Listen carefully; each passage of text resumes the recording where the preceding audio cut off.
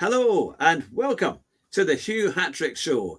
And tonight, my special guest is none other than Jeff Colclough from the Sim Cafe. Good evening, good evening. Great to be here, Hugh. Great to be here. It's great to have you back on the show and to see how things are going for you. Now, every time I put on YouTube, I see you streaming. If it's at 7 o'clock or 8 o'clock at night, you're doing a big stream. And normally I set a Corsa Competizione because you're doing a lot of LFM and community races. But tell me, how have things been the last year? Because you've kind of come back on stream and the things are really growing well for you. Yeah, thank you, Hugh. Like I said, wonderful to be here again. It's been a while since our last chat, right? Yeah. And it's been an interesting few months. I started streaming again back in kind of like March, I guess. So it's been 7 months, I'd say, just over 7 months. And I took about a year and a half away from streaming, I think, pretty much the last time we've spoken. So been a bit of a gap. And now I'm back. And like you said, it is definitely focused on ACC and the LFM series, which I'm not sure how much you know about, Hugh, but it's been around. Well, funny enough, it started after I stopped last time. And it's got bigger and bigger, and it's kind of kept ACC going, really. Mm-hmm. So because there's been quite a few new, like there was the American pack that was launched, wasn't it, for that? So it's that was quite interesting because I ended up buying that. Although I took about a year and a half off as well, to be fair. But I still played here and there when I could. When I wasn't driving a bus, I was out there trying to race cars. But it was just the timing of it all. But it was mainly of course I bought myself a PS5 last year.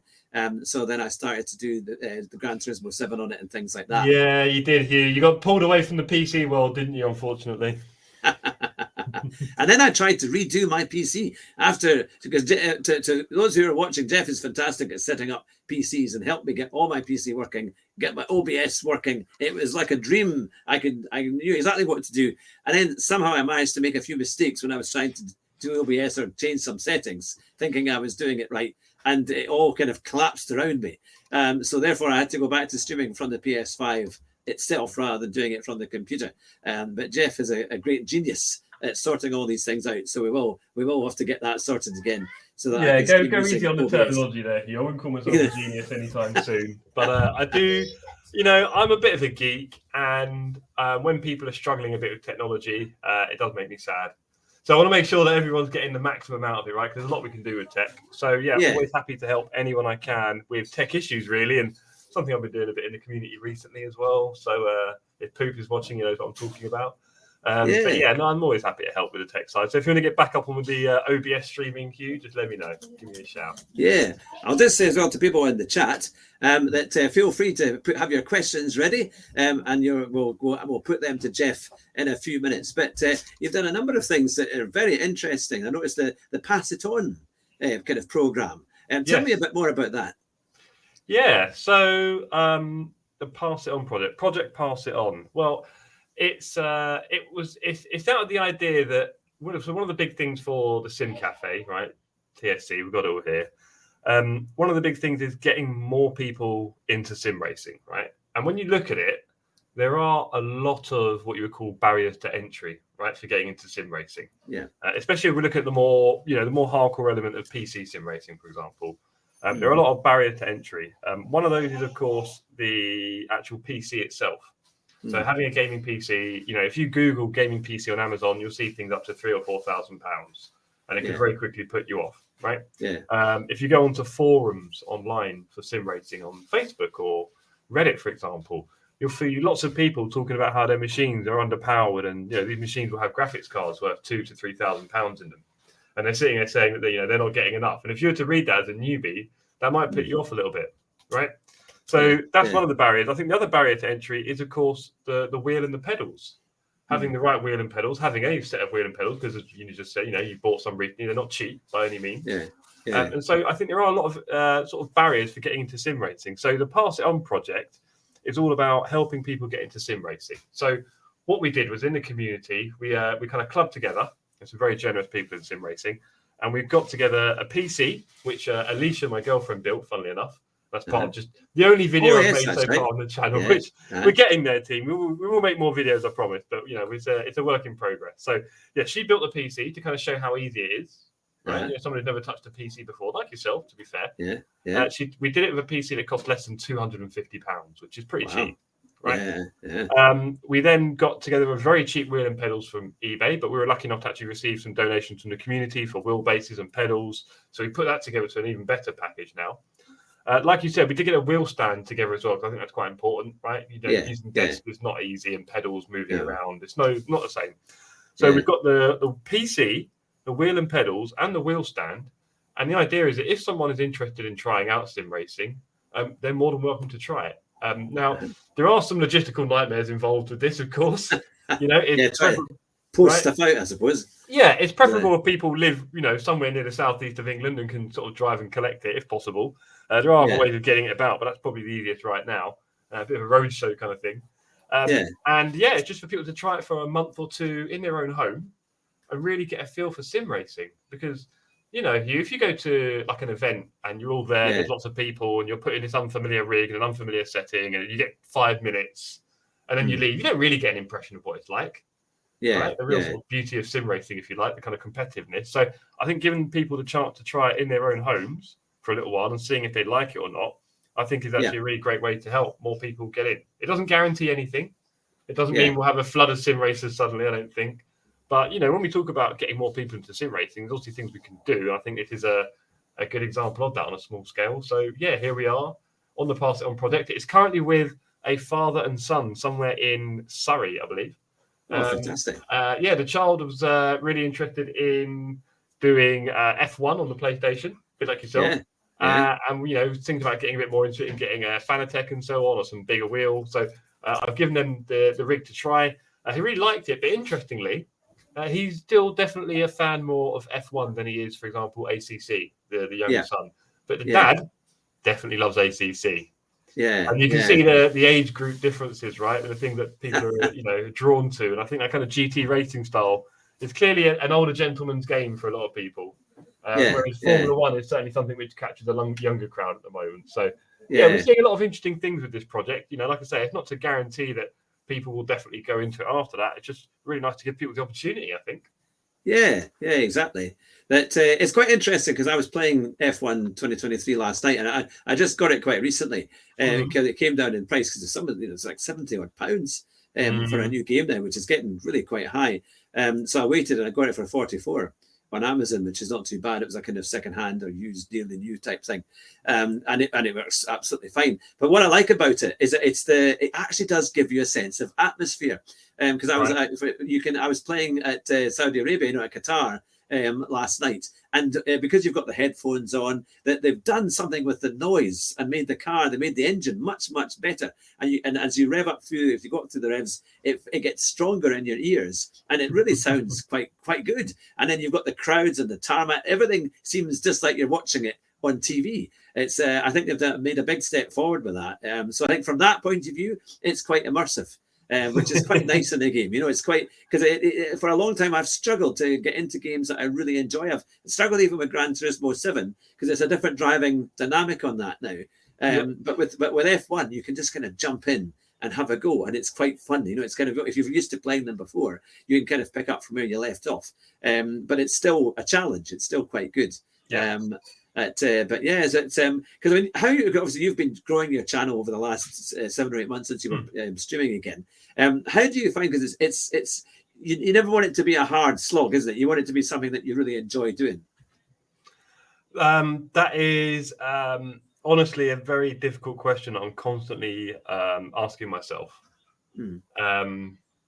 There are lots and lots of ways you can look at your sort of YouTube channel, career, community content, whichever way you want to frame it. I don't know. There's a way to sort of call it. But for me, it's a tricky one. Obviously, being in full-time employment, for example, I need to obviously focus my energy towards that ultimately, right? That's my career and my job. Doing sim racing, it is, the market I'm in particularly, for example, with ACC, is very niche. Right, PC, ACC, it's a small market, and there's not much room for many players, and the sort of effort required to get into that market is quite intense, right? So I think for me, in terms of growing the channel, I don't put any numbers on it. We could say that obviously I put a 500 figure on it because I've been promised rewards and goodies at that level. But, for me, there's no real number in terms of what I'm hoping to achieve and what that means for me in success. It's just more about doing the right things and hoping more and more people get interested in it, right? And I think, there is definitely a strong kind of community focus to what I'm doing, right, with the Sim Cafe and kind of building that up. And I think turning it into a slog, I've seen lots of people kind of burn out through content creation, right? And that kind of comes from a place where you're self-employed kind of thing, and everything you do, the more you put in, the more you get out, and you can never really switch off. And so I think it becomes like a bit of a kind of heavy mental state, right, where you're constantly under pressure of yourself all the time. From the moment you wake up to you go to bed, there's that thinking of, well, what else could I be doing? What more can I do, right, to improve my lot? So I think there is definitely balances there that you have to kind of work out for yourself and work out what's relevant. And that's different for everyone in all stages of their life, right? I mean, you have young children. So, for you have to have certain, things that take priority, of course, right? If you were a 17-year-old content creator yourself, you might find you kind of throw caution to the wind and just kind of plow in, right? And be up all night editing and, all the things that 20 years ago, that's what I was doing. That's what I was playing. I was playing all sorts of PlayStation games, Gran Turismo till 3 a.m, and then turning up to work at the call center at 8. There we go, right? You see? The folly of youth, Hugh. So, I think there are definitely different things that are relevant for different stages of our lives. For me at the moment, I have a relationship and so on, and family and friends I want to maintain and make sure that takes some priority. I want to be consistent. I think that's very important, no matter the level. Whether you're someone who's doing, full time, really going for it, like your Super GTs out there or Jimmy's, or someone in between, or even someone at the bottom, which is me, really, right? I haven't got many subs or anything. So I think consistency is key. And whatever I do, I want to be able to maintain. So if I only do one stream a week, then that's what I'll make sure I do, one stream a week. I won't go below that. If at the moment, I've said, I set myself kind of 3 or 4, really. 4 is the normal. And the idea is I don't really go back from that at any point. So as long as the TSC is active, as long as I'm doing the Sim Cafe, I want to make sure I maintain that level. So the burnout thing, I'm always wary of it, the grind. As you said, you definitely, the more you put in, the more you get out. You want to do it in the right direction, but pretty much, you can do things and get more from it in this content world. So I'm always wary of burnout. I don't want to burn out. I think the final point on this for me is the kind of the issue of, or the balance of what is essentially a hobby, something I enjoy as an escape. If that turns into a grind, as you describe it, a heavy push, is that even an escape anymore? Isn't it? I think that's why for me, when I was working with the long shifts, I just played the games really just for light relief, because then you could just go in, and I didn't have the pressure of having to do interviews and having to put on streams, and it was actually quite nice to relax and just go and have some fun. I did miss it though. I did miss because I do miss the people that watch and ask questions, and whenever I did something, people would say, "Oh, when are you coming back?" And and it was kind of ringing away in my back of my mind, thinking, "Come on, Hugh, I need to just try and sort something out so I can come back again." Because it is fun, as you say, it is a community, and people. It's almost like an alternative to going to the pub. I always think, wasn't it? Now you meet your mates. You meet your mates here online, and you talk away, and you support each other, and you have fun, and you have a laugh, and then you watch them race. So it's a great thing, and then you have your community nights when you can come in and race. In fact, I've watched your ACC community races, and now you're up to sometimes 30 or more. In your races. cheating a little bit, Hugh. The server is open, there's no password, it is a free-for-all. There is definitely there are ways you can manage that so that you will get more people on your server on ACC. I know I've got a bit of experience with that now, right? If you use a popular track and you get at least, I would say, probably, I think the tipping point is normally 6 or 7, I find. If you get at least 6 or 7 people on a server, and there's about 15 minutes left of qualifying, people will do a server search, see that you've got a rough amount of drivers on a half-decent track, and join. Right? People are always looking for public lobbies, all the time, in a player base. So I just create lobbies that are vaguely attractive. So the community, as it is always growing, which is really nice to see, does join in now, and we get up to 10 to 15 people now from the community joining, which means the server fills up easily. When you go on now and you see 15 people on a server, you normally join it before it fills up, right? Yeah, exactly. So that's kind of where. So there's definitely a tipping point in ACC, which I've come to understand a little bit from years of playing it and knowing what works. And so it's quite easy to fill a server. Of course, it is a public lobby, Hugh, and you know what happens in public lobbies. Yeah, well, can I let you in on a little secret? Me and my son Nicholas used to watch quite a lot at night time just before he did his bedtime stories. And we would have a fun thing to say, how long will it be before poor old Jeff crashes out after the start of a race? Because I think we'd watched it 2 or 3 times, and then Nicholas had said, Jeff normally crashes after about 2 laps. So he's always saying, and I said, God, we better not tell him, we better not put that keep that one to yourself. Yeah, cheers. You've done well then. You good secret. Totally. Yeah. But no, it can be a bit mad, especially like Nürburgring GP track, isn't it? The first corner, that's always crazy down the bottom of there. It's all, you just know what's going to happen. It's worse than Monza T1 now, let's face it. So yeah, that's an interesting one. So there's with the. Do you know what? I do get it quite a lot in the LFM lobbies as well, right? So I don't know if you're sometimes watching those, but that's ranked racing, and again, people will make contact now. Yeah. As you know, I try and laugh it always off. I always try and laugh it off because I think we just said in my last point, it's meant to be an escape, something I enjoy. And if the thing I enjoy is really frustrating me and winding me up because someone hit me, then I don't think I'm really achieving my goal of actually being happy. So, while I'm not at the top of the esports ladder, I don't think I should be getting too upset about the results of my races, right? And also to remember that in real life, incidents happen in racing all the time. It's just normal, right? And if you bring it into the virtual world where it's much easier to have an incident with no consequence, we should expect more. So, it definitely happens. And like I said, these are public lobbies at the moment. The community is NACB. I don't have a password on it. So anyone can join. Now, I do desperately try and encourage new drivers and people that are there to, do the right things and be nice. And remember that this is just an open race. There's no championship. So, really finishing it is kind of the goal here, if we're honest, because where you come in might be irrelevant in the end. And I do try and, reiterate that. And, the vast majority do want a clean race if they can find one. Yeah. Right? Yeah. But I also know that, it is easy to kind of, in a public anonymous setting, to just go, crash into someone, what does it matter? Spin out, hit someone. People can easily be like that, which is part of what I'm trying to get rid of by creating the Sim Cafe and having a community where people will know each other and race accordingly. I think as well, because on ACC, the consequences of crashing into people are far worse. It's not like GT Sport where you can, or GT7 where you can. There's ways where you can punt little bits here and there and not really get, not really see things happen or not actually see big consequences. But I've always found if you punt somebody, or even if it's a by accident thing, you just run, brake too late and hit someone, you tend to get off worse almost in terms of it can be, you'll get damage. It can be quite tricky.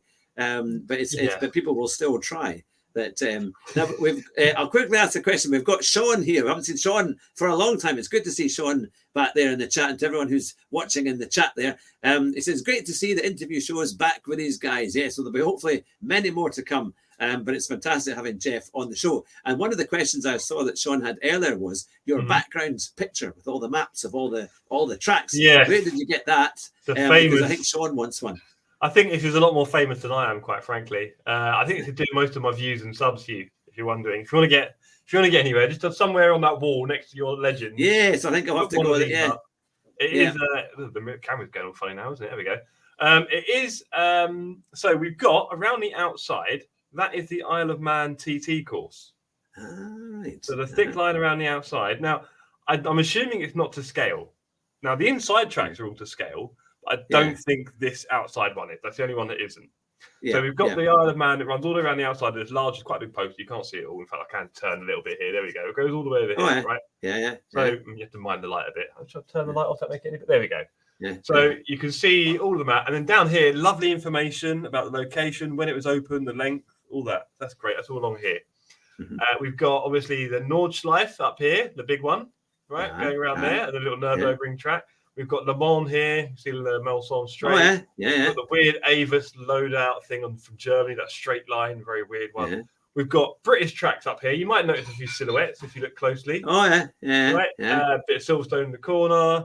Where's good old Brandy? That's Brandy's down there. You can't see. Yeah, Brands. There you go, little loop. Oh, yeah. Yeah. We've got US tracks. We've got French, Italian, Australian, Eastern European, German. It's a wonderful, wonderful poster. I got it from, let's put it back to me now. Hello. I got it from a website called Redbubble, which you may know. Online retail. It's been around a long time, Redbubble. Yeah. It's kind of a bit like Etsy and a few of the others that I think small creators or marketplaces can put their stuff online, basically. Yeah. So that's really wonky. Now let me sort that out. So there we go. There we go. So it's a circular camera. I can't really tell you where it is. I'll be honest. Oh. No, that's perfect. That is perfect. There we go. Ah. So yeah, it's on Redbubble. If you go on there and type in circuit map poster or anything like that, you'll find it. And it's worth every penny. Definitely.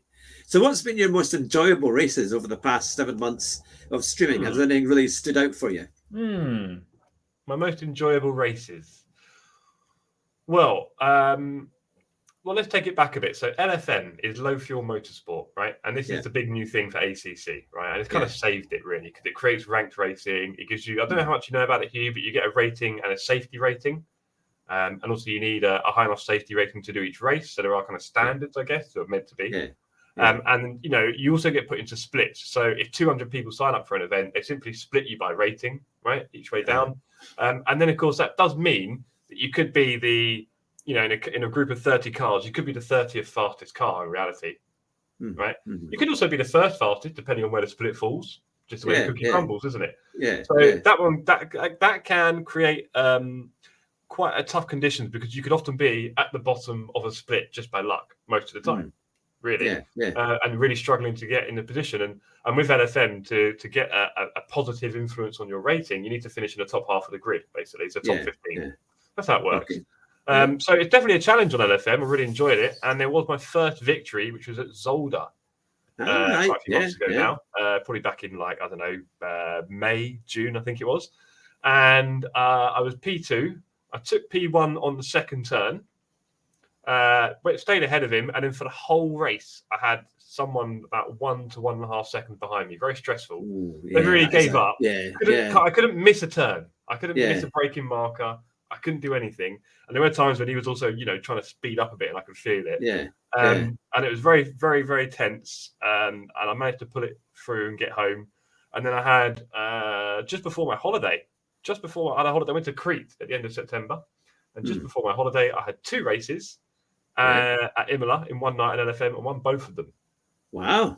Slightly contentious. The second one, there might have been a slight love tap for the lead, although I dare say I was infinitely faster than the gentleman, but that's another story. So I kind of enjoyed those races as well. And then most recently, I had a 6-hour endurance race with Ian and Barry, which we can talk a bit more about in a minute.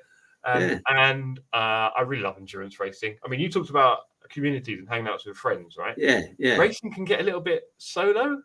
When you're on your headset and even though you're in a community, you're still on your own a bit, right? And for me, team racing is always better than solo, basically, especially for people at our level. And the 6-hour enduro, I really enjoyed that. We had a good result. We worked really hard together all the way through the 6 hours. We all learned a lot. It was our first time racing together, and that was really good fun. So I definitely enjoyed the 6 hours of Silverstone recently. That was a brilliant race. I remember doing a 24-hour race, doing the coverage. I was doing interviews it was a major one they did at Spa about 3 years ago, and that was great fun. It was certainly a one to keep you going, and I had to do it at different times in the day. It was like 12 o'clock, 4 in the morning, and 8 o'clock. But it's quite, obviously we were watching it all the time, and it's a real thing. And they were swapping drivers every so often. But it was great fun to do actually, and it was a close race right the way through. And it does you do get a kind of feeling that there's something quite big, when you do an event like that. Especially the big, 6 hour and 24. I find I'm better for short. I think about an hour. No, don't give me that. We'll get you on an enduro soon, all right? If I can get you back on the PC on ACC, we'll get you on the enduros, no doubt. Because with LFM, it is quite accessible now as well, because you have their Sunday races, which are 3, 4.5, and 6 hours, and every Sunday is one of them. All right. So it is quite. And also during that week, you're probably racing on that track on LFM, and then on the Sunday is an enduro on it, so you're quite warmed up, right? Easy to enter. And you know, I mean, I'll just say this again: like for me, team racing is infinitely better than solo. It just is. You know, throughout my life, whenever I've done gaming, I've always tried to do it with people. Yeah. Right? I've always tried to share it. Mm. For me, solo games aren't as interesting. I don't really gravitate towards them. You know, the big solo adventures and role-playing games. Fun enough, I don't mind playing them with people, but I was never really a solo game player. And also in more recent years of online gaming, obviously you have nowadays, I've always sought out like the online element of games and games that are basically online. That's how I tend to go. So for me, sharing things is important. Racing can get a bit solitary. And also I think for a lot of people in sim racing, you're probably a bit nervous about getting into a team. Yeah. Right? Like, you know, am I fast enough? Who do I don't know anyone, all these kind of things. Yeah. Right. So I'm really trying to, you know, as well as getting people into sim racing, I'm also trying to get more people into team racing. Yeah. Really important thing for me at the Sim Cafe. And helping people get into team racing is fairly straightforward. We just tell people to just tell us they want to get involved, and I do all the rest, match them up with people, get them the experience of it, and also try and get everyone to kind of race with everyone if we can, right? Because then the community really get to know each other, right? That's the goal. So I'm a big fan of team racing, and at TSC we're always trying to get more people into team racing. If you're interested in it, let us know. Yeah, well, I will. It'll probably be next week, actually. I need to get my OBS back up and running. I'm looking with wary eyes on my old Elgato that's sitting there with a couple of wires still stuck in it, or HDMI ports empty. But I got new 8K HDMI leads. I'm hoping that might help to inspire me to actually dare go anywhere near it. That was the thing. I feel a bit like Mr. Bean trying to do these things with an Elgato, you know. It was like left with one wire and you don't know where nothing goes. Oh dear. But no, it is quite a thing. Now, out of interest, because ACC has been a platform that's been out there quite a long time. They've had a few new packs. We mentioned earlier the American pack. I think there was a GT pack, or there was certainly the last year and a half. They've had a couple of quite big updates. Do you think the platform will continue to have more updates, or do you think there'll be a new game coming to kind of take it further? It's a good question, because there is definitely a lot of uncertainty, I think, in the sim racing market. I'm sure there are people out there who know this a lot better than me, or perhaps you, what's going on. People closer to the businesses that are involved, businesses like Kunos, right, who run ACC and all these other things. Yeah. I don't think the recent packs were very interesting. Yeah. You bought it, I bought it. I don't think we use them. I don't race at Kota, Indianapolis, or Hold the Line. What's the other one? There's one more, isn't there? Apologies, I think. Is it Road America? I can't remember. And we're not using it. Yeah. We're not using it, are we? We're racing on all the other familiar ones, unfortunately. Yeah. So, it's. I did like that when they introduced the BMW M2. I love that car. I've not done it. I know some people have, and it adds a bit of variety. But I actually think they'd be much better off with a front-wheel drive car than doing another rear-wheel drive car, because we've got lots of rear-wheel drive in the game. It's all rear-wheel drive. So, you know, if you're really going to give us variety, I'd much prefer to see some kind of TCR that was front-wheel drive, just for a difference of dynamics, right? That's all it really amounts to, doesn't it? Now, the ACC platform, I don't know. If I had to look into my crystal ball, they did promise GT2, didn't they? Yeah, that's what I thought. I thought they were going to be bringing out a new quiet, game, isn't it? Yeah, and I think there's a reason for that. AC2, wasn't it? Or Assetto Corsa #2. That was supposed to be. This is the point, isn't it, Hugh? We've got Assetto Corsa 2 apparently coming out in Q2 of next year. All right. Okay. That's the word on the street. So they had the announcement months ago that it was in the financial reports. And then I noticed the other day there was a lot of press again about it. So someone's mentioned it again. Q2 2024. Now, I'm not even sure where AC2 is going to go, because we've already got AC and everyone loves it. Yeah. So I'm not entirely sure about what AC2 is going to achieve. It's going to be an interesting one. I think, you know, we shouldn't probably underestimate people's propensity or desire for the new. Yeah. Yeah. Really, right? Yeah, because we'd all go out and buy it. I know I would certainly go out and buy it. Right. So I don't think they have to do too much. But the thing is, you have to argue, what are they going to really do that they haven't done in AC? They can up the graphics a bit because the base AC graphics are fairly low compared to. Have you heard about Soul and CFP? All the things you can do to AC to modernize it. So I'm guessing that will be in the game, right, rather than it being an unofficial mod. So you can improve the graphics a bit. I don't know. I'm just a bit confused because so many people have like libraries of hundreds of mods and stuff like this for AC1. So to pay for AC2 and then not have mods yet, or whatever way it's going to... It's going to be a new challenge for the mods to actually make the new... There's something... I don't know the system that well, but something's got to give here. And also, I think one of the appeals of AC is it runs on a potato, as we say, right? Yeah. And I'm pretty sure AC2 won't. AC2, you'll need a high-spec PC, I'm guessing. Yeah. Right? Yeah. There's other things as well in terms of like when we look at the recent Forza release and all the hum-rah around it, right? I think we should probably remind ourselves that consoles and PCs have not changed much in power in the last few years. And so what are we really going to see any difference in graphics compared to what's already out there? Because most people will tell you they have to lower the graphics settings on their current games. Yeah. Right? Yeah. So I'm not really sure if another game's really going to come out and sort of wow us in that way. And we are going a bit off the ACC tangent here, talking about AC2, but I think it's all kind of relevant because ACC, if this is one company, Kunos, who can't manage too many things, ACC may be something they've already pushed to the side as more and more interest builds in AC2 for next year and them not being able to be late for it and not being allowed to be late. Maybe ACC is, I don't want to say it, but done. It's my favorite sim ever by far, but maybe they're going to sunset it in a way. Now, I think the biggest thing here in the last year or so was the 1.9 update for ACC, which came out a little while ago, and that created a whole load of interest and spiked the player jump much more than any content pack, which is quite interesting. Yeah. And now I would say that maybe the game's in a state where it doesn't really particularly need updates. To the actual game, there's a few bugs, but there's nothing serious, and most people can happily run a lot of races without a problem. So I don't think there's updates they need to do. Content updates is another matter, and again, what can they really add to this game other than, like I said, front-wheel drive car or maybe the GT2? But I get this. I fear that the GT2 maybe won't happen because I think they kind of made noise like it was going to happen this year. And it hasn't. It hasn't. And now AC2 is coming. I don't see them suddenly wanting to do more effort for this. So that's my thought. I think, unfortunately, ACC may be done now, funny enough. Yeah. That might be it. That really might be it for them. Because it'd have to be a big new series or something to make it. And I suppose paying for licenses for these kind of games is probably a big cost. Yeah, apparently licenses are up in the air for SRO. I don't understand that side of things too clearly, to be honest. Yeah. But apparently the SRO license, which is kind of the series, this is all based on the tracks and cars, apparently it's up for grabs. I don't know how true that is. I think we hear different things from different YouTubers, so I'm not going to say too much. So I don't know where it goes for ACC, and could they not just incorporate effectively ACC into AC2, right? Whatever content they have, just move it over. Because why keep splitting your player base, your dev base, all that kind of stuff? Just keep everyone in one place. I see iRacing has one platform, right? They wouldn't dream of splitting their player base. So ACC. We love it. If it didn't make any more updates, would we be that sad? Like, is there a problem? I don't think there is, to be honest. But it does put in an interesting position.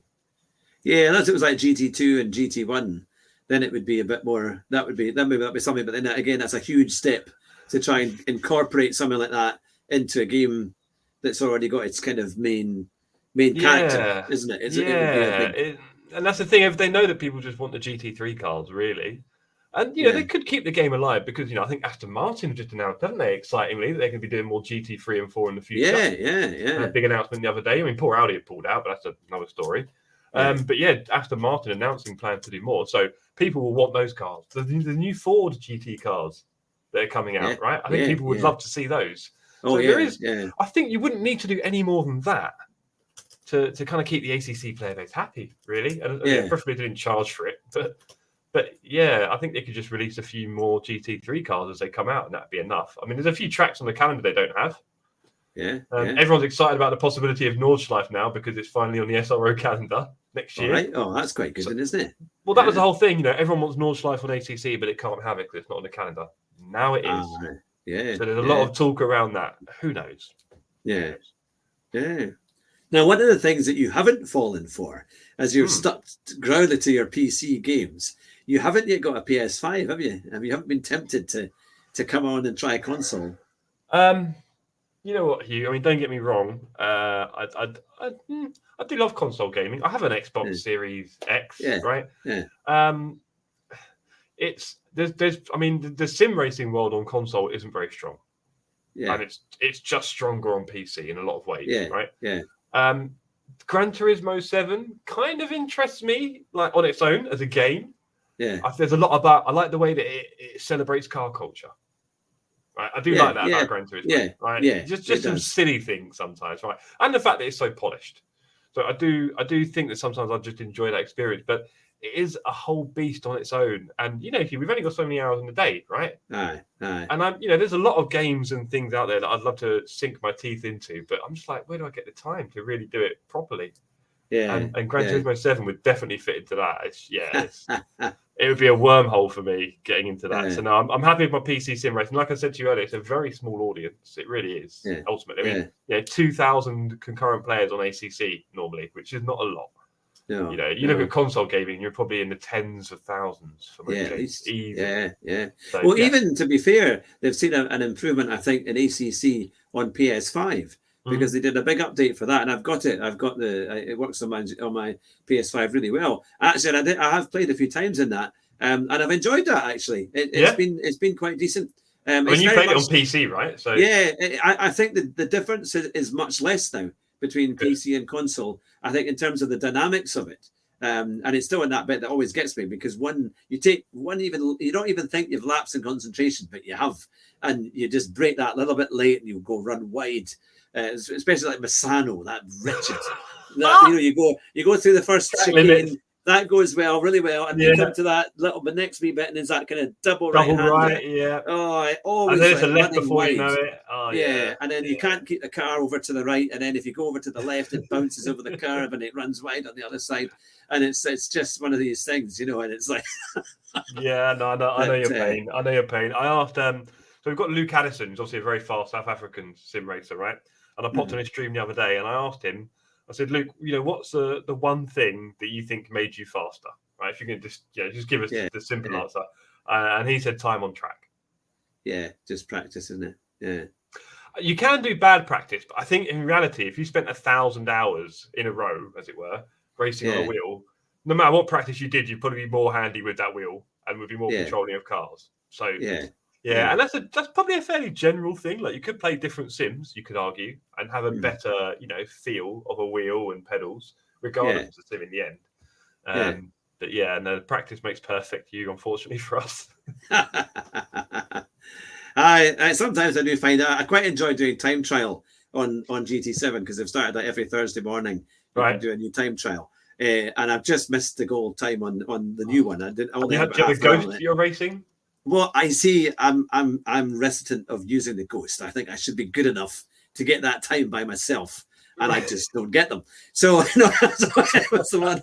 But I sometimes get them. To be fair, I do, but usually by pulling out my hair to try and get in annoyment. Yeah. But no, it's there are because you do learn. I thought, well, I want to learn the lines of the track. I want to try and prove to myself that I can get there. Because sometimes the Ghosts are doing things that you wouldn't maybe do in normal racing, and true, bit of an exploit situation. Well, I think that's a real big contention for me at the moment, Hugh. Funnily enough, right?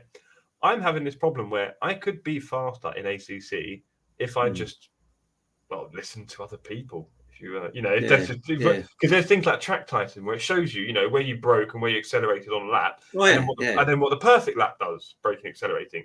And if you just change your inputs to match that one, technically you'll be quicker. And that's kind of, for me though, it starts to lose the magic a little bit, if I like. Because now I'm just following numbers and lines and things. That makes sense. So like you say, prove to yourself that you can make yourself quicker. That's almost part of the challenge, isn't it? Yeah, but I've not been very successful at it. It's like... Don't ruin it. We're building a really romantic story. My ego has taken a battering.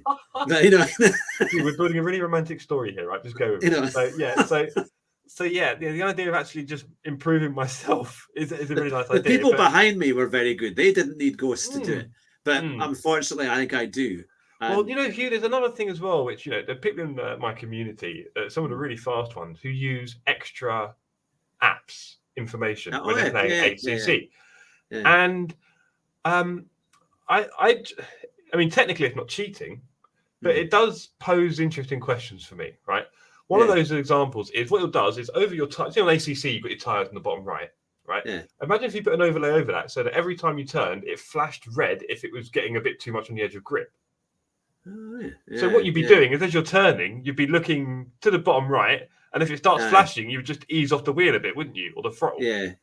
And in reality, you'd probably end up going a lot faster because you're never oversteering or, missing the grip or losing grip and then trying to correct all that stuff. A massive braking bar across the middle of your screen, a huge one. Imagine that. Right. Yeah, Imagine a huge braking bar across the middle of your screen so that every time you release the brake, you'd never do it quickly because you see this big bar, right? So it's not the game in itself. You're trying to move it slowly across.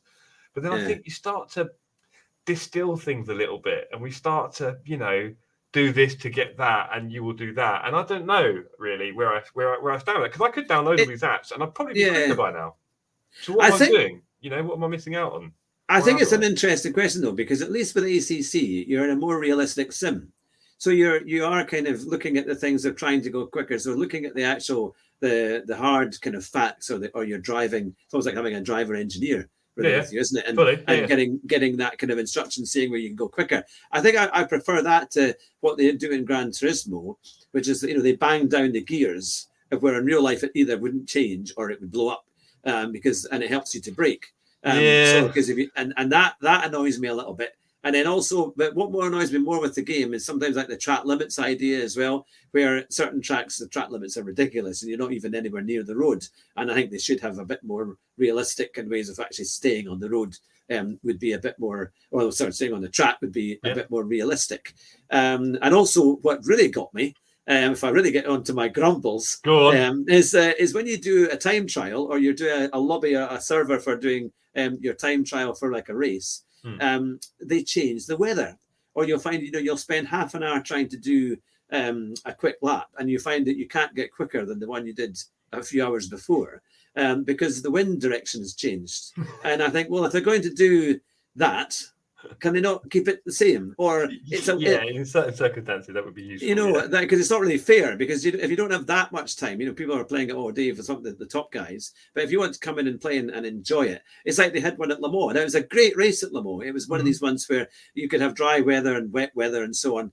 But the qualifying, for about 45 minutes, every time I went into a server, it started to rain at the end of the first lap. So my lap time was great for the first 3/4 of it. And then, of course, the last quarter, it was wet. And I couldn't be anywhere near the times that the other guys were doing because you just go straight off the track. And eventually you had to reset the server until eventually you would get a lap or two that was consistent and then try and be consistent or realizing when it was still dry that you might have a chance here and don't go off. So that was the thing, because as Tisney said on his channel, he hates wasting time. And that was the same. So in that way, that's my grumble of Gran Turismo. Changing conditions, yeah. But I think ACC doesn't really have that, though, does it? It's actually a pretty good sim the way it's set out. Do you know what? That will depend totally on your lobby rules. Do you know what? If anything, ACC isn't really the best for that because it doesn't really allow what you might call like time slots in a race. So what you'll find with a lot of sims is, and I think Gran Turismo might do this, is it effectively allows you to create a few different weather conditions one after the other. Yeah. Right. So you can say it'll be dry and then it'll be wet and then it'll be dry, for example. Right. You have like weather slots. On ACC, you can't do that. You can have one fixed weather setting. So anything from dry to light to medium to heavy rain, whatever, constant. Or you have a randomness level. All right. And that randomness level, you can't dictate other than to say whether it's very random or not very random. And then you can decide like roughly the weather conditions of the area. So is there a lot of rain in the area? So the randomness is from light to heavy rain sort of thing. Yeah. But it is a bit of a lottery for the online server system, which I'm always trying to get right when I'm doing my wet races as well. So yeah, whenever you open a server on ACC, it will be a new condition. If you do the randomness level, and if you leave the server and come back, it will be totally different. So it is a bit of a lottery on ACC. It's not the easiest one to configure. But the weather conditions on ACC are brilliant. Yeah, I do enjoy it. And I love wet racing. So we try and do at least one wet race a week on the track. Because you don't see it on the proper lobbies, unfortunately. Yeah, it's quite rare that you get a wet race, isn't it? Very, That, very rare. yeah. But how do you find, because you've played ACC for a number of years now, Mhm. and I remember my first ever kind of endurance race where I did it in the previous community, and we were driving the AMG Mercedes, and I got round, I think it was either Bathurst or Spa, one of the two. And of course I got around the 3/4 of the track. I think actually it was Bathurst coming into the chicane at the bottom of the street, Right. when you have that little curve, and of course the car, forget that all the weight's in the back, full tank of fuel, and I thought, great, I made up like 4 or 5 places, and I spun off into the gravel. It was always a thing. It's funny how you kind of learn as you play that game how to go quicker, because I've seen you do 2:18s at Spa. I could get, my best is like a 2:20.7 or something. So how do you explain to us what's been the thing? Because you've really got your times down on tracks like that. Well, yeah, thanks for that.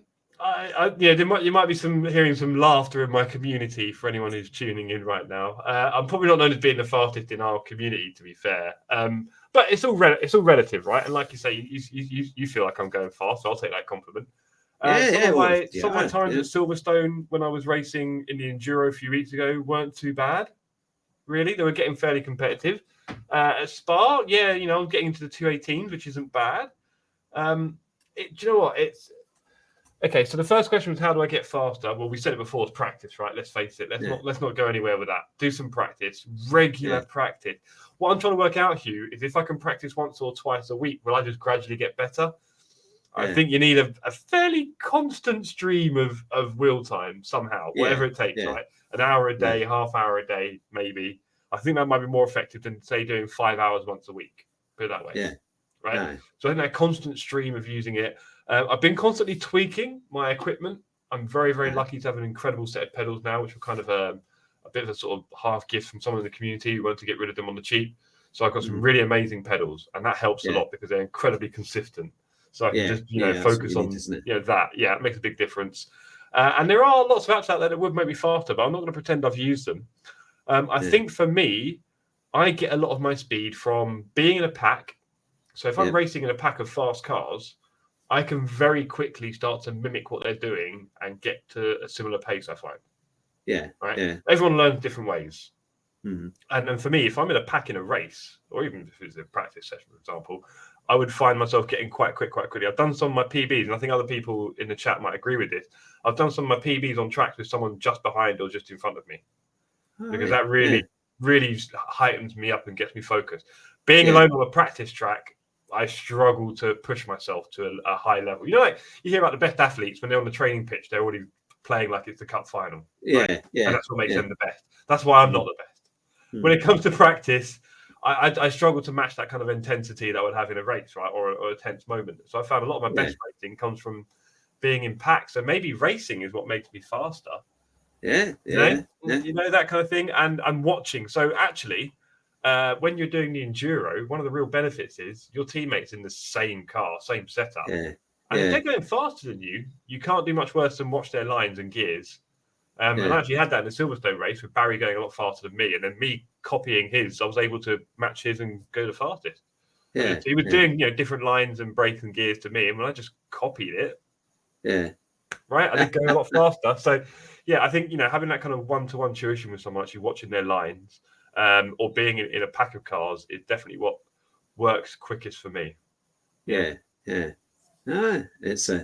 It's amazing how it all comes forward and how people are learning, and so much on Sims now. I mean, I remember talking to David Perel a few years ago, and he said that at the time Gran Turismo was his number one pick for doing practice, and he said go for no more than, I think it was 90 minutes at very most. And then kind of keep going over the times, and then back off and so on, and do all the bits. He had a whole structure of how to do it. But now there's so many sim races out there that are really very good drivers, and I think as the sims improve, if you give them a time and a chance on track, and it will show some line of quality there. I always remember. What do you mean in real life, or? Yeah, I think they are gaining a skill. I think if you're looking at something like ACC and maybe even F1, to be fair, there is a skill that is learned. And some of the guys that have done extremely well on F1 have gone on to do these kind of more, or they get a chance maybe to test a car Yeah. or to do something, or they go to the big Formula One simulator and they have a go in that, and that's going to be much more realistic to what the real car is like. And it's kind of amazing when you see that happen, as to how it all goes. I remember doing, I think it was either AC or GT Sports, and I won a competition to go to Mercedes Land at Brooklands, and they had the really good simulators there and stuff. But when we actually drove a real car, it was a Mercedes C-Class. It was a C43 AMG. Right. It was a four-wheel drive version. And actually, they had this kind of performance track, which was very tight, kind of like a handling track. It was easier to drive that car in real life than it was on GT Sport. It was genuinely easier. Now, maybe that was just my equipment. Maybe my Logitech. Maybe it's just your skill levels, Hugh, are too high for the rest of us. Let's face it. No, the thing is, your own, sir. It turned in when you expected it to turn in. You know, it braked nice and smooth. It was kind of it was quite consistent. And I thought, my goodness, in the road cars, especially on GT Sport, they can be an absolute handful. Now, maybe they put the wrong tires on them and the dynamics change because of that. But when I was amazed at how much in real life it was actually it felt a lot less hard, you know, a lot easier, a lot less hard work. Not like being on stream, is it? That's pressure. Yeah. That's real pressure. Yeah, well, I did a video of it a while ago. It's on the channel, right with me back in the history of it. Awesome.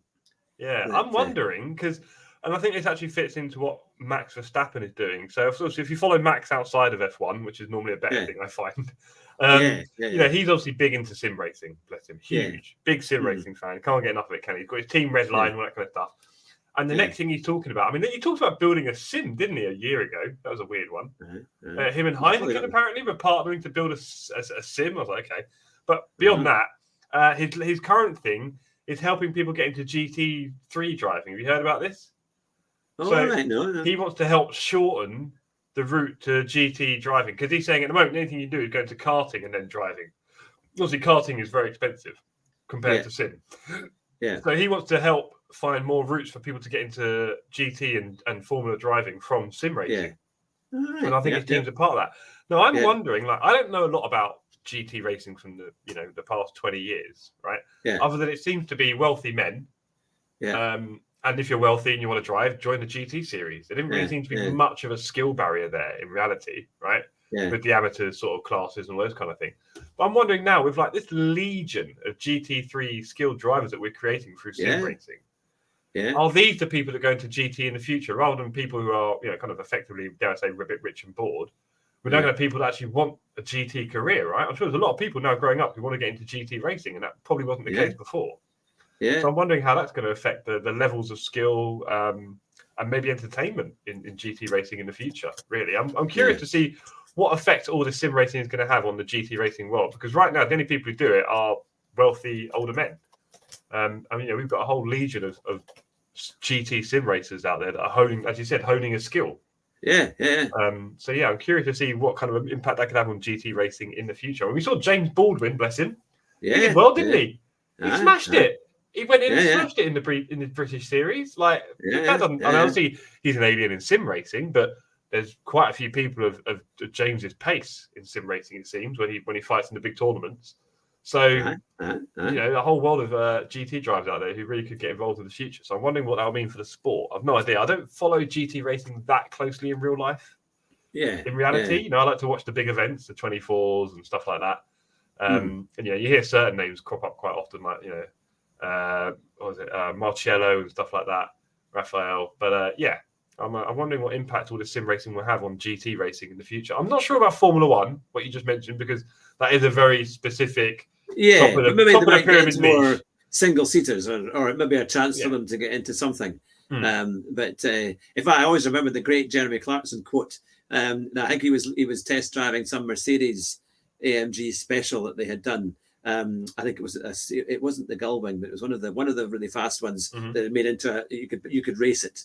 And he said, normally, if your name is Baron von Industrialist, this is the car that you drive at the weekend. And it was exactly for what it is. If you've got the money of an industrialist, you can afford to go racing because it's not cheap.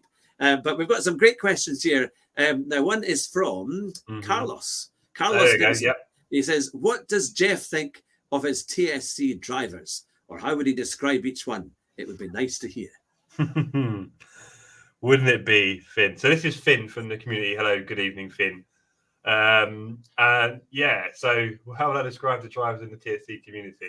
Well, we've got Crash and Bash, who shake and bake, Sydney and Fipsy. I'm actually racing with them next weekend in the 6-hour Silverstone race, which is actually being hosted by Williams. Williams, the racing team, is sort of getting a bit more into sort of building their own gaming community. And they invited us along. So I'm racing next week in the 6-hour Silverstone with Fipsy and Sydney. They are both very fast. It seems like the fastest in our community at the moment is Steve Wretch. Yeah. Steve actually came round here on Monday evening, funnily enough, popped round. He had a go in my rig. And everything he tried, every sim, every car, you could just see the talent, right? It was horrible. It was you can see the control, the speed at which he picked up anything on any track pretty much, and was just throwing, and in a way that you could tell that I wouldn't be comfortable doing. And he was chatting to me as we were doing it, so he wasn't like locked in. I can't do that. Right, he wasn't locked in, but he was just chatting away. He was going real fast. So I think potentially Steve's the fastest. I think Finn shows probably some of the most potential out there, really, doesn't he? Good old Carlos. He is one of the youngest in our community, and he, whenever he jumps in the car, seems to be exceptionally quick. He was doing 2 flat at Panorama, which is just crazy times. Yeah, horrendously quick. So he's a fast boy, but obviously has a lot of study to do. So his time isn't always his own, as it is with being a young man. Who else have we got in the community? We've got Poops, who I've enjoyed racing with. Good old Jason. He's the king of Watkins Glen. Hates Spa. Came from Gran Turismo, like a lot of you guys. And I think that's probably why, because Watkins features quite heavily on Gran Turismo, doesn't it? He's the king of Watkins, and I've really enjoyed enduro racing with him. We've got Jensen, Damian Jensen, our Danish friend, who is very, very fast. He likes to be fast, but I think he's a bit too much of a rock star to be quick all the time. So he sometimes, he's all over the place. We had a good race together. I was winding him up, trying to make him chat loads in the stream while he was racing. So that's quite good fun. Who else have we got? We've got loads of different people. We've got Juan. We've got Ty. Ty and me always seem to be on track at the same time together. There's always that person in the community you're always fighting. That's it. Me and Ty seem to be doing that somehow. It's growing. It's great to see people there. We've got the Clarkson brothers. We've got Jerry Clarkson or Jeremy, I think, and a few others in there. And so on and so forth. I'm sure I've missed a few names out. You know what these people are like, but it's a great bunch. It really is. It really is a good bunch, and I think maybe we're all slowly improving together, especially in team racing, because I think it's new to a lot of us. Yeah, so there you go. I hope that answers your question, Finn. What do I think of the TSC racers? I think they're a horrible bunch, and I'll be better off without them. But what can you do, Hugh? I'm stuck with them now. I'm stuck with them. How about that? Oh, it sounds good. It sounds good. Now, there's been a couple of attempts to ask this question, so I better make sure I ask it. There is a question of, you must describe your double overtake. So there must have been a race with a double overtake that I missed. Hugh, do you know what, Hugh? I wasn't going to mention it, right? I wasn't going to mention it. I feel like, I think that it speaks for itself, really, doesn't it? I mean, you've got the headline there, but maybe that's not all the story, Hugh. Maybe I can fill you in with a bit more colour, right? Yes. Maybe detail. I could tell you that this is a double overtake during a 6-hour endurance race. Wow. There's the face drop. There we go. Yeah. Now, I'll add a bit more. It was my outlap. My goodness. Yeah. My tyres were stone cold. And my tank was heavy. Hugh, it was heavy. I'm at Silverstone, right? We're at Silverstone. It's a 6-hour enduro that I mentioned recently. And I've come out of the pits. I've said on the stream, let's settle in, right? And there's 2 cars fighting in front of me for position, and we're a few hours into the race. That's a bit unique because you normally get that so close. But here I am. I've come out of the pits. 2 cars fighting for position dead in front of me. And I had a good feeling that, and apologies, I don't know the names very well. You've got Maggots, Beckett's, and then Chapel. You go down the straight, and then that's not the Wellington straight, is it?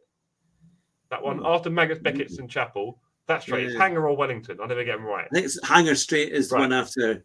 After Maggots and Beckett's, I think. And then at the end of that, you got the fast right-hander, right? Yeah. And I knew that they were not going to take that very fast. I could see them fighting each other. They went one way, then the other. I did a very, very tense switchback on it, very close to the car in front, because you have to be as close as possible, right? And then got me the inside for that very quick, tight right-hander, the very slow, tight right-hander. And that was it. I was through. The crowd went wild. I still haven't slept since. Murals are being painted in my honour. Yeah. I think they're renaming the corner at Silverstone after me.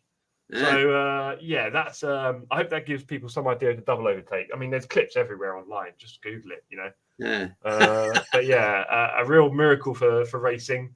My teammates, I feel sorry for them. They had to live through it. They probably weren't expecting that. To be fair, They were probably thinking that there goes the front of the car. Right? He'll back out of this one, right? Yeah. So that was interesting. But I really enjoyed it, and just to remind you, double overtake, enduro, around the outside, beautiful. It was good fun. Yeah, I always remember it was at Imola actually. It was at one of our old community races, and I started 22nd or something on 21st, and I made it up to 11th on the first lap. And I managed to do it, and then I got taken out by somebody on like lap 2 that touched me. But we did. I'd always find that at that time I would make up so much on the first lap when everyone was going quite slow. That's where I found I could get my way forward. But then trying to keep a hold of the car, that was the trickiest thing, and kind of calm it down and get into the grind. That was that was fun. So what do you think? What's your next step for the next 6 months? What are your goals for the next 6 months? Retire now, right? I've done it. We've built a community of people that I can't stand, and just want to see the back of me. I've peaked in my pace, right? I had a terrible summer, Hugh. My pace disappeared. We don't want to talk about that. I've been talking about this. I struggle a bit in the summer. Yeah, maybe it's the heat. No, well, it's very hot in London. I struggle a bit. Like in the winter, I enjoy getting in the rig to do a few laps to practice, right? Yeah. In the summer, I can't stand it. I'm too hot, and you get all sweaty. Yeah. So I wasn't doing any practice for my streams. And I'm turning up to these streams, and every race was just getting worse and worse. And my ELO, my rating in LFM, and I'm on a road to 2K, right? That's my big stream series. Road to 2,000 ELO. It started going up and up and up, hit 1,700, and then from the summer, all the way down again. I'm trying to hit 2,000. I started at 1,000, got to 1,700, then went down to 900. All right. Lower than where I started. And then since the autumn, I've been crawling back up again, doing a bit more and more practice because it's getting a little bit milder. Like I said, a double win recently, stuff like that. I had 3 wins. It was weird. It took me, I had 1 win in 150 races, and then I won 3 in my last 6. Well, that's all right. So definitely improving again recently. The new pedals have really helped. They're very consistent, that kind of stuff. So what does the next 6 months hold? Well, at TSC, we're always growing, right? Always want to get more people in, want to get more people into sim racing. I would love to grow the Pass It On project. So there is a kind of chance I could have like a second PC and wheel and everything available to people to get more and more people around, right? And in circles. So that'd be good. And there is Squadra TSC as well, which is a little kind of project that we've been doing on the side, trying to get that going. We have TSC racing, right? I told you I want to get people into team racing, right? And we're doing that with just sort of turn up and have fun together sort of thing. But some people want something a bit more serious than that. Yeah. So Squadra TSC is meant to be a bit more organised, get us into a team endurance championship, that kind of thing. A couple of teams. We are kind of still putting the plans together for that. I want to make sure we do it right.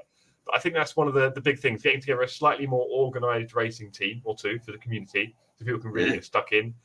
We do want to keep building the community. That's the next 6 months. I want to get team racing happening on weeknights. So I don't know if you ever did this with us back in the day, Hugh, but you'd have like a 60-minute or a 90-minute or 40-minute race on a weeknight with a team. I used to love do a driver swap, right? Oh, I never did the driver swap. I used to love the 3 20-minute races. They were always good fun. There you go. Yeah. So the driver swaps on a shorter race. Because the thing is, when people say team and that, they think, 8 hours on a Sunday. Here we go. I'm lost, right? I can't do that.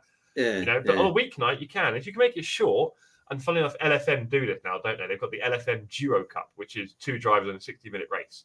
And that's the kind of thing I love because, again, you're getting the team element of sharing. You might do some practice together, so you get to share your practice, that kind of stuff. And I do want to get team racing in the future for the Sim Cafe. It's not going to be easy.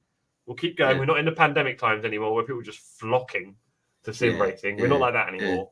But I do want to keep building the TSC. I want to keep building the community, get more people into team racing, get more and more people on the Sunday LFM races because we've got like 3 or 4 teams that enter now. Brilliant. Yeah, that's good. Grow that, grow the community, grow Squadra TSC.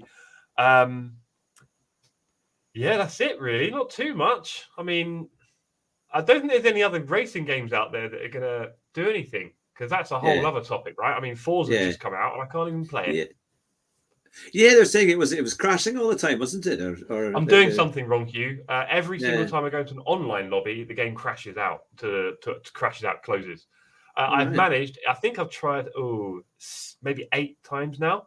One of Yeah. them loaded a stream a week ago. For some reason, it worked, and I think Yeah. I got lucky because then the next lobby crashed in the same game. Yeah. So Yeah. I don't know what I'm doing wrong. Maybe it's a graphics setting, but then Yeah. that shouldn't be my problem, should it? No. Right, No. I haven't done anything unusual, and I've played lots of other sims. They all work, or games. Yeah. So there's clearly a lot of bugs. It's quite frustrating.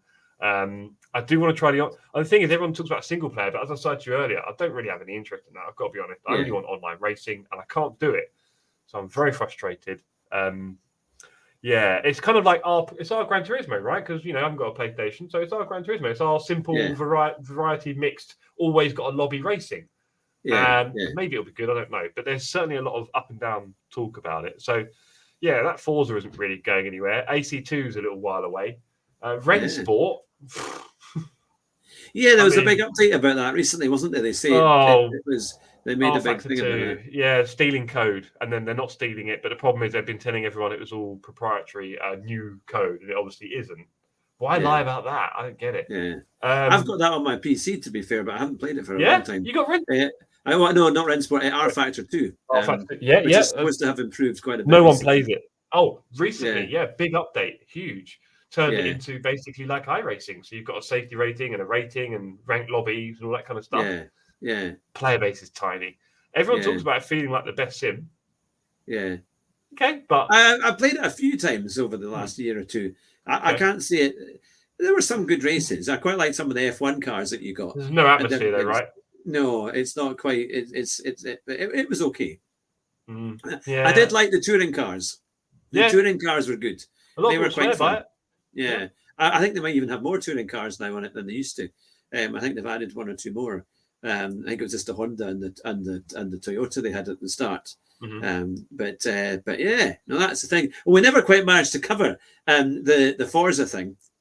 Because it's a whole different ball game. I know Erie's, Ron Alexander. He's up to 90,000 subsidies. Just got 90,000 and heading for 100,000. And since he's done the Forza streams, my goodness, because he did it from day one, he's getting nearly 1,000 people watching at a time. He's kind of breaking records left, right, and centre. But it's an interesting game. I've never really played it at all. I never had Xbox or anything like that, so I never really played it. I remember watching Super GT doing his streams on it, and I would watch kind of 3/4 of the way through, and then I'd give up. So it's kind of. It was. I don't know. It just didn't seem like much of an atmosphere or much of a kind of. I know what you mean. When you compare it to other games. Yeah. GT Sport at the time, when it was like Gran Turismo 5 or 6 or whatever, just had a bit more. And then obviously when it was GT Sport, it had a huge amount more. But we'll see how that all pans out. I wasn't sure if you were going to be doing another LFM race tonight. I know you'd said you might have done one. I think it's getting a bit late, to be honest with you. I think that boat sailed, to be honest. We'll just chat on if you want. Yeah, no, LFM can wait. The thing is, I want to do it properly, and if I just turn up for a race without any practice, it'll end in tears. So I can save myself that misery. For anyone who is watching, apologies, I won't be streaming on the other channel. I'm going to knock that one on the head. We'll be back on Saturday night for Mazzano for that one. But yeah, no, I'll leave the LFM for now. But yeah, going back to Forza, it's if it was only 90% as good as Gran Turismo 7, I don't think that'd be a problem because Gran Turismo 7 is a great game and 90% of that's still a great game, and then that'd be for PC and Xbox people, so that's okay. Right now, it feels like it's about 20%. So many things not working, and it's that whole. I could get into a whole grumble, Hugh, about the state of modern gaming. You and I, sir, when we were younger, if you bought a game, it came on a cartridge or a disc or a CD, that was right? That was it. And that was the game, complete, finished. Everything was on it. Everything ever that ever happened with the game was contained within the thing you bought, and then you played the thing you bought. And there might have been 1 or 2 bugs, but not often because they had to iron them out before they sold it. They had to. Now there is I remember having to do it on a tape. I had to put it in a cassette player and put it on there, and it would get my brother would copy them from other sources. shall I say. Yeah. And after about 7 minutes, it would say error at line 9,240. Yeah, And that would be it. And you had to start it again on your old BBC B. So that shows you my in the late 80s, early 90s. And I said, Kerr, it's worth. I said, it's just worth paying for the game next time. Just get the proper one. And then we got a disc drive for our Christmas, and that changed everything. But on a quick question here from Carlos, he's saying, does Jeff think SR is worth more than ELO? No, not really.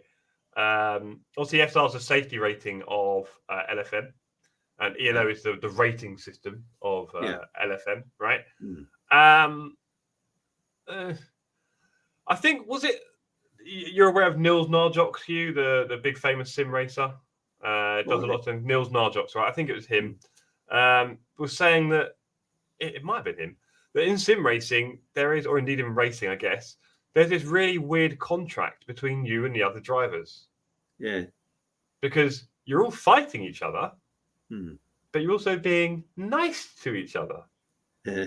So who's going to be the nicest and who's going to be the less nice and most aggressive? Yeah. And then who's probably going to win? Yeah. Right? So there's a weird kind of interesting balance and dichotomy between everyone on the grid, in that you've all got to kind of help each other out, haven't you? Yeah. Yeah. And get along together and stuff, while fighting and trying to beat them and getting one up on them effectively. So, it's a bit of an interesting one there in sort of how you approach it. But I think for me, the best drivers are probably fairly safe. But where's Max fit into all of that, right? I mean, good old Maxi boy ramming Lewis off in 21 didn't seem to get him in any trouble. So, I think having a safety rating is useful. But the ELO will always be king, right? We always want to know what our actual speed is, really, because you could have the highest safety rating by just cruising in the back, I guess. So I think Finn or someone said it in my chat really well yesterday, in that they said you want to be aggressive with a high safety rating, right? You want to be someone who can attack people, and then your safety rating is still high, right? You don't want to be worrying about your safety rating when you're going for a race, because that's not racing, is it? Let's face it. And you'd like to think that the best drivers are probably achieving both without thinking about it, because you don't want to go into a race and be safe. I've had to do it in LFM. Your safety rating needs to be a certain number. So there are times when you'll find yourself being very racing, careful. And it's less and less racing. You can feel it. You're less and less of a racer the more worried you are about a safety rating. Don't get me started, Hugh, on penalties in sim racing that don't match real life. Let's not go there. All right. When you see stop go 30 penalties for speeding in a pit lane in a virtual world, should not happen. I'm sorry. In the real world, these things are important, right? You imagine speeding in a pit lane, you're risking people's lives. Exactly. There's no such thing in virtual racing. And to see races getting ruined because people go like 2 kilometers over a pit limit. It's a bit of a. It is a bit like, and also it's like in the sim world, if you have a big crash, you get 2 seconds, you get 30 seconds of damage. In the real world, you've written off hundreds of millions of pounds, and that's going to take a half hour to fix. But you know, not everything is married perfectly. So I think we need to stop marrying. I think we need to stop marrying the penalties with things that don't really have an impact in the virtual world. Just to go on a bit of a tangent there while we're there, you. So. No, it's true though, because it can ruin things. It's almost like going back to what we were saying about how the different servers can waste your time if the conditions change when they should be the same for like a qualifying or a time trial. So that's kind of the thing that they have to do. But I suppose you want it to be as realistic as possible. Ultimately, at the end of the day, I think in some way, or you say that, but that's not true. A balance, but it's not true. There is a balance. There is always a balance. I think just to make it fair, because it's like in GT Sport or GT7, if you cut a corner or you miss something or you thump aside, you know that your lap is ruined. It's not going to make you any quicker if you spun off, and then you find that it gives you a penalty as well for hitting the barrier. So you just have to come out of the server and try it again. And that's the only thing that you can do, But Phipps is saying a 5 or 10 second penalty for speeding in the pit lane would suffice. Yeah, because you're getting a marginal, and I mean marginal difference. And of course, you could, if they go 50 over, then they can get a massive penalty relative. But stop go 30s, they're like 2 minutes nearly. Getting in the pit lane, stopping and going, no, 2 minutes, and it's like, hold especially on. at Spa. If you get that, at Spa, there you go. Or, and I it's just such think, a long pit lane. we don't make everything identical. So I don't know why we're so keen on things like that ruin a race. So I wouldn't mind if a few sim developers want to go easy on the old pit penalties in the future. That'd be lovely. Little special request there. Jerry was saying, that in Formula One before 1994, there was no limit in the pit lane. Yeah, wasn't it? I think before the 80s there was no limit, and from the 80s to the 90s it was quite high. But when you see it in the 70s and 80s, and they're flying into the pit, and then as soon as they're out of the box, and everyone's running from the pit wall to the box for the pitters, no one's just dashing across. Well, you saw the video the other day of the 1970s crash in somewhere in Europe, probably, and the car exploded and then rolled across the track while the cars are going, and then they're hosing down the car. It looked like the banked hairpin at Zandvoort. The very banked hairpin. It looked identical to that, basically. Right. You can imagine if the cars are rolling down to the inside, aren't they? Right. When they're crashing. This car's on fire. They're hosing it with a thick, foamy thing, right? Really foamy water, hosing the car. And then as cars are driving past, between the hose and the car, they're dipping the hose a bit. And the car's driving over it, and then they lift the hose again and carry on. And he's doing this as cars are going past. Hosing a car across the track with heavy foam as cars go in between them. And then this car starts rolling down the track on fire. And the race is going on. And there's all people around. And I don't want to ask for those times again, but what I can only say is it was obviously a different atmosphere. It obviously creates a different excitement, a different buzz. If we're going to start putting lives on the line, it gets people excited. What can you say? We'll always outlaw it, but that's the buzz, isn't it? Yeah. Life on the line. Yeah, I used to be a runner at local motorsport back in the late 80s at Ingliston in Edinburgh. I'm not sure I want to hear any stories now. Go on.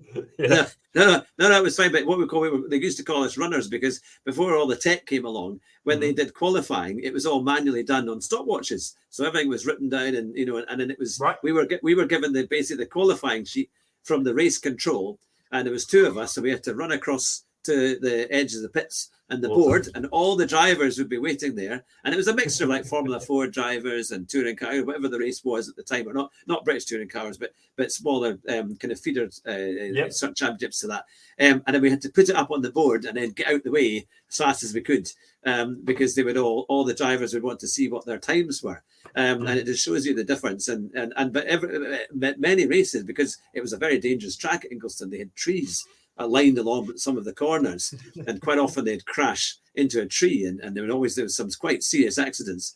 So you saw everything. It was kind of mad, And I think that obviously FIA is trying to improve obviously the whole safety and everything else. But in the old day, it was crazy going to some motorsport events. I was at the Donington race when Mansell crashed into the wall.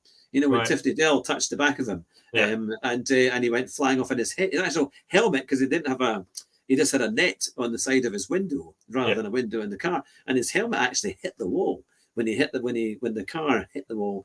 His head came out, and so his helmet came out of it and knocked him unconscious, or certainly kind of gave him quite a bump. And the atmosphere was pretty low. Everyone was wondering what on earth, because we were on the Craner curve, so we were just about a few hundred meters away from where it happened. But it was kind of motorsport it was crazy in those days. Thankfully now it seems to be a lot better, and hopefully we'll continue on that way. But no, it's quite a thing. That now PDD Sim Racing have said Robin and Rares are unsubbing because Jeff didn't give them a shout out. There we go. I told you. This is Poop. I mentioned Poop earlier. Wonderful. The King of Watkins, Glenn. I didn't mention Robin, no, because he's trouble, And this is a test. This is a test for you. Raresh is a lovely gentleman. He seems to be our liveries guy. So he is creating liveries for a Romanian living in the UK, in exile, clearly. And he's doing all our liveries, and he's made me some wonderful ones, and others in the community as well. But we don't talk about Robin. He's from the valleys. So there's a lot more to be desired, but and he gets paid to go to football matches. There you go, that's Robin's life. So the less we say about Robin, the better, I think, to be honest. But thanks for that, Poop. 2 less subscribers. I don't want subscribers anyway. Who needs them? Honestly, I do. I would like some. Give them to Hugh. There you go. Push them over to Hugh. There we go. You can take them on. Do some GP. Oh, it's fantastic. We'll be going for an hour and 20 minutes. I won't keep you too much longer. What would you like to say to your community as we close up for tonight? What would be the words of encouragement for them all? Do some laps. Come on. Honestly, do some laps. I've heard all the excuses. We've seen it all. We talk about BOP. We talk about all these different things, balance of performance and all that. Let's just do some laps. No, genuinely, I just want to say to my community that I love you all. You're very special to me. I do want us to be as human as possible. So we're an online community, right, Hugh? Yeah, I really want us to be as human as possible. So I do little fun things like there's emojis for everyone's face on the Discord, right? So you can use everyone's little faces from the community as an emoji and stuff like that, just to make us a little bit more real, right? Because it is a bit usernames and so on, isn't it, Hugh? And you don't see anyone's face or get to look in their eyes. So yeah, I just want to keep things as human as possible. I want all of you to get to know each other as much as possible, because I think that's important as well. Because I think it makes the community racing just a bit more fun. But it's like racing with your mates, right? Yeah, exactly. Right. So yeah, I'll just say, just keep doing what you're doing, gang. Never be nice to me, because we don't need that. And yeah, I do not appreciate you. So there you go. I think that says it all. If you're still around after that, then it's your own fault, really, isn't it? To be honest, at that point, I mean, the horses in the water. I was going to say on that bombshell, on that cracker, yeah. Road to 100 subs. Here we go. If you had a manager, he'd be in the background saying, "No, go to I'd have been, the mic would be not working. Hello, is this working? I can't." Redbubble. Go to Redbubble, guys. Check out Redbubble. There's your final thoughts. There we go. I think it's been absolutely fantastic to have you on the show, Jeff. It's been a real pleasure and great fun. Likewise. And it's great to see the community going so well. And we will get on to PC gaming. We will get involved and come along. You're not going to avoid us. We'll get you on the ATV. Yeah. I remember you smashing around those early laps. You're very aggressive on the early laps. I'm very, yeah. There we go. I think I caused a restart. I actually caused a restart. Probably. I wouldn't be surprised. At the Newport Range. I was only been there about 2 or 3 times, and I came hearing through. I was honestly wondering, why are they all going so slowly? Why are they all ghosting? And then I realized, there's a hairpin coming. And it was like, and there was no chance on cold tires, cold brakes, and me having any chance of stopping. And I couldn't avoid anybody. And that was that. But no, everyone was very nice to me afterwards. Yeah. Can't wait to have you back, Hugh. Can't wait to have you back. Yeah, and thanks to everybody who's been watching tonight. It's been great to have you with us. Thank you so much for your questions and your comments. It's been great to see it all happening live as we've been on the show. And if you're new to the channel, we've got lots of interviews from the last few years with lots of big sim racers. But it's been great tonight to have Jeff, who has done so much on his channel. It's really, really good fun. So please support him if you haven't already subscribed to his channel. The link is in the description. And the Fipsy is saying that haircut is worth at least 2/10. Come on, look at it, hey, look at that. It's not cheap. Not cheap for you, I'll tell you. Yeah. Blow dry, but hey, it works. It's worth it. At least you've got hair. At least you've got hair. If you want any advice, Hugh, I am more than happy after stream to give you some tips on my hair routine. It might just work for you as well. Yeah, it's fantastic. We'll be back next week as well with our streaming, hopefully on Tuesday and Thursday. We're yet to have a guest confirmed for next week, but now that I do it, we're going to have every 2 weeks or so. If we can get them more regularly, we do. But if you know of anyone who is a great sim racer as well that wants to come on the show, then we'd always love to have them on. It'll be great fun. But now Rue has said he's asked about a hair question, but I can't see where the question was. Rue, this is your chance to write your question in capital. I used to say put it in capital so I don't miss it. A bit like the old. I get easily muddled, so it's. It happens. It happens totally. Here we are. What does Jeff use to keep his hair standing up? Well, you'll be shocked to hear a blow dryer. A blow dryer. So when I come out of the shower, I give it a little blow dry, and that gives it a lot of shape. Otherwise, and also, I don't know if you've heard of cow's licks, Hugh? No. Have you heard of cow's licks in hair? No. So it's when the hair goes like upwards, like a weird kind of. All right. Right. I've got 2. So some people have 1. I've got 2 that kind of push my hair up in a weird triangle. So if people do a French crop where they shave their hair and then they put it down in a little. I can't do that. Look, I can't. It gets pushed up. So there you go. So it's not hard, to be honest. It just does its own thing. So, my dad's 80s and he's got a full head of hair. That's pretty good going. Yeah, none of our family we're all bald in the male. So but no, it's a waste of time. It's a waste of time. You don't need it. You don't need the hair gel anymore. But no, that's the thing. Well, on that note, stay on the line, but we'll close the show. Thank you to everybody who's been watching. And of course, as the line always goes, drive fast, but drive your bus even faster. Take care, everyone. See you later. Bye just now.